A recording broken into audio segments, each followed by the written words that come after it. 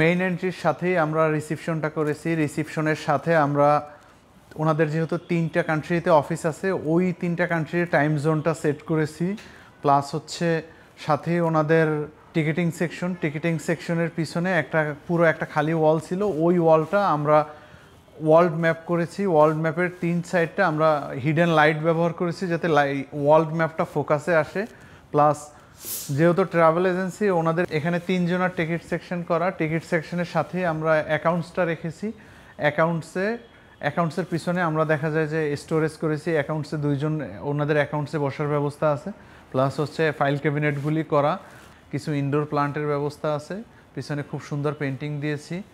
এরপরে আমরা করেছি হচ্ছে ওয়েটিং জোন। ওয়েটিং জোনে যেহেতু ওনাদের 5-7 জন যদি ক্লায়েন্ট এসে এখানে ওয়েট করে, যারা টিকিটের জন্য আসবে বা ভ্রমণের জন্য আসবে, তাদের জন্য আমরা এখানে 5-7 জনের একটা ওয়েটিং জোন করেছি। সামনে একটা এক্সিকিউটিভ কেবিনের পরে হচ্ছে ওনাদের ভিসা সেকশনে আমরা 4 জনের সুন্দর একটা সেটিং অ্যারেঞ্জমেন্ট করেছি। এই ওয়ার্ক স্টেশনের পিছনেই আমাদের ফাইল ক্যাবিনেটগুলি সুন্দরভাবে করা। এই ফাইল ক্যাবিনেটের পিছনেই রোলার ব্লাইন্ড আছে। রোলার ব্লাইন্ডের উপরের যে জায়গাটা, ম্যাক্সিমাম ক্ষেত্রে আমরা দেখি যে অফিসের ক্ষেত্রে রোলার ব্লাইন্ডের পিছনের জায়গাটা দেখা যায়। পেলমেট বক্স করে দিয়েছি যাতে ভার্টিক্যাল ব্লাইন্ডের ফিনিশিং যে জায়গাটা আছে ওই জায়গাটা দেখা না যায়। এরপরে দেখতে পাচ্ছেন আপনারা এখানে 2টা এক্সিকিউটিভ রুম, ওনার এখানে কাউন্সিলিং করার যে 2টা রুম, এর ভিতরে আমরা একটা রুম দেখাইছি। এটা হচ্ছে একটা এক্সিকিউটিভ রুম, সিকিউরিটি পারপাসে 2টা এক্সিকিউটিভ রুম লক করা আছে। আমরা একটা এক্সিকিউটিভ রুম দেখাচ্ছি।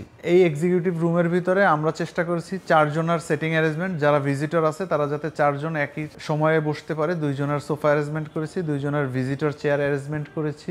প্লাস প্রত্যেকটা রুমের যাতে ভিজুয়াল কানেকশন থাকে, এর জন্য আমরা গ্লাস পেপারটা এমনভাবে সেট করেছি যাতে একজন এক্সিকিউটিভ পুরো অফিসটা সে যাতে হচ্ছে তার চেয়ারে বসে দেখতে পারে। প্লাস আমরা টেলিফোন ইন্টারকমের ব্যবস্থা রেখেছি যাতে তার রুমের থেকে বের না হয়ে সে যাতে পুরো অফিসের যে কারোর সাথে কথা বলতে পারে। আর এখানেও সেম কার্টেন কাভার ব্যবহার করেছি। এখানেও পুরো অফিসের প্রত্যেকটা রুমেই ভার্টিক্যাল ব্লাইন্ড ব্যবহার করা। এরপরে আছে হচ্ছে এমডি রুমের ক্ষেত্রে যেটা আমরা বলবো, প্রথমেই আমরা ঢুকতে একটা শোকেস টাইপ করেছি, কর্নার শোকেস টাইপের। এখানে ইনডোর প্লান্ট, তারপরে শোপিস, তারপরে কিছু বুকস, কিছু ক্রেস রাখার জন্য আমরা সুন্দর একটা অ্যারেঞ্জমেন্ট করেছি। এবং সোফার অ্যারেঞ্জমেন্ট, চেয়ার, টেবিল এগুলি খুব ফাংশনাল এবং মিনিমাল করার চেষ্টা করেছি। এবং একটা ওয়াল আমরা ওনাদের সার্টিফিকেটগুলি রাখার জন্য খুব সুন্দরভাবে সেট করেছি।